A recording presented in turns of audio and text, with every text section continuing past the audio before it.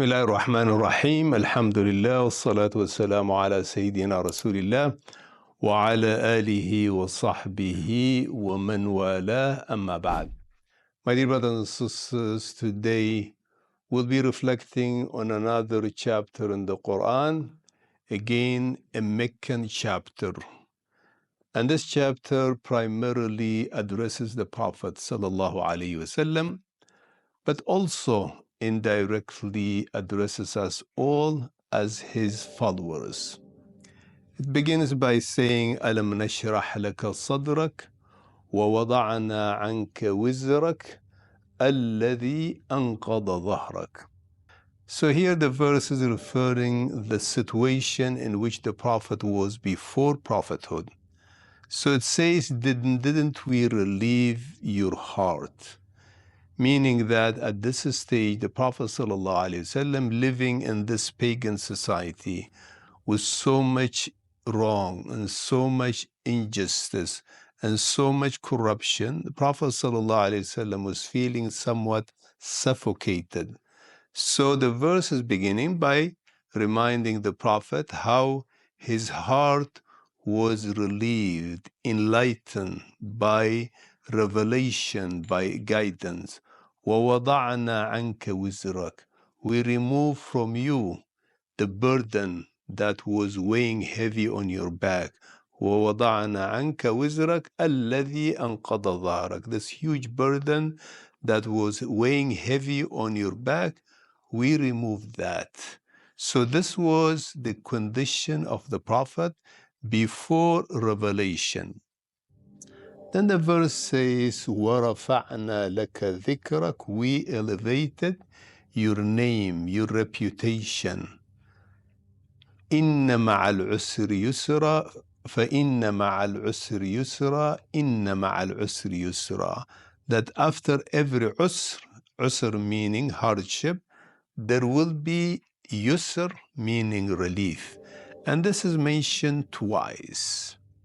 Now I'd like to focus particularly on the part where Allah subhanahu wa ta'ala says, وَرَفَعْنَا لَكَ ذِكْرَكَ.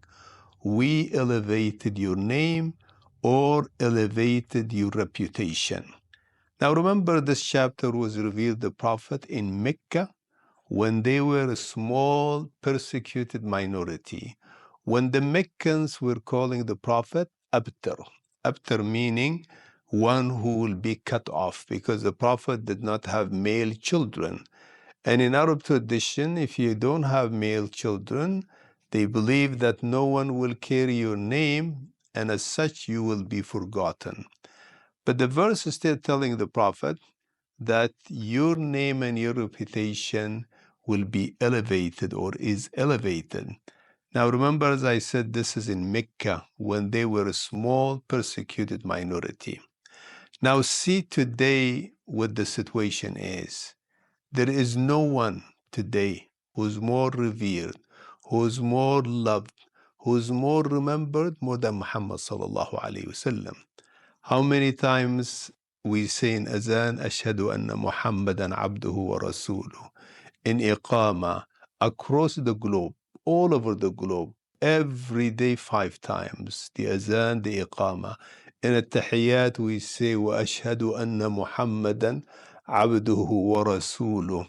Many people name their children Muhammad. So the name Muhammad and his reputation is the highest. And this was told to the Prophet when they were a small minority in Mecca. And see where the name of Muhammad is today. And that's the prophecy of this surah, that we are witness to that today. Then the verse says that after every hardship, there is relief or there is ease. Now this is mentioned twice. And remember, this was very difficult time for Muslims in Mecca. So it's telling them, and it's also telling every community that is going through hardship, that after every hardship, there will always be relief. Now it's mentioned twice to emphasize this fact, but also scholars point to something subtle, they say that عسر is mentioned with al-ta'rif, al-usr. But yusr is mentioned without al. So al-usr, yusr. Al-usr, yusr. Now, when al is associated with a word, it means it's one thing. But when something is mentioned without al, it means something else. So al-usr is mentioned twice in the verse. So inna ma'al usri yusra, fa inna ma'al usri yusra, inna ma'al usri yusra. So they say this is one usr. But then yusr is mentioned twice without al, meaning that there is one usr and there is two usr.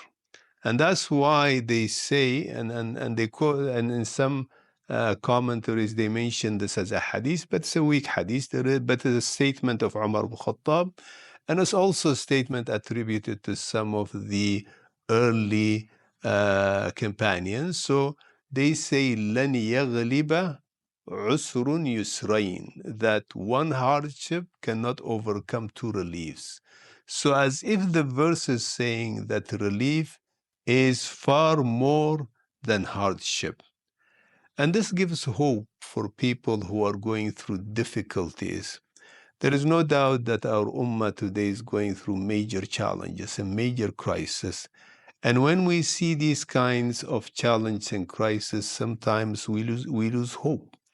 The verse is saying, do not lose hope. For every hardship, there are more reliefs. There are more way outs, and always to stay hopeful. Now, testimony to this is history. Our ummah has gone through difficult times in history. And one of the most difficult times was the Mongol invasion. A historian who lived at that time and witnessed the Mongol invasion, and this is before they entered Baghdad, which was the biggest disaster. He saw what they did in other places, in Samarkand, in Bukhara, and half the way he passed away. But he had seen enough, and he basically said that humanity have not seen any catastrophe from the time of creation to his time worse than the Mongol invasion. But he says there that I've been reluctant to write about this. And his statement was that وَمَنِ الَّذِي يَسْهُلُ عَلَيْهِ أَنْ يَكْتُبَ نَعْيَ الْإِسْلَامِ. Who can ever, find it easy to write about the end of Islam, the eulogy of Islam? But see what happened after that. It was really one of the difficult moments in the history of Islam. And this was a moment where people felt that's the end of Islam. But yet, we saw after that the Mongols themselves becoming Muslims, the Kai tribe that ran away from the Mongols, establishing one of the largest Islamic entities in history. So as we read Surah Al-Sharh, and as we read the verse, إِنَّ مَعَ الْعُسْرِ فَإِنَّ مَعَ الْعُسْرِ يُسْرًا إِنَّ مَعَ الْعُسْرِ يُسْرًا, that with every hardship there is relief, then we should always remain hopeful and remain optimistic. And hardship should not make us feel down, or hardship should not make us feel that we will live in that kind of situation. So we are, inshallah, always hopeful for better outcomes. جزاكم الله خيرا. السلام عليكم ورحمة الله وبركاته.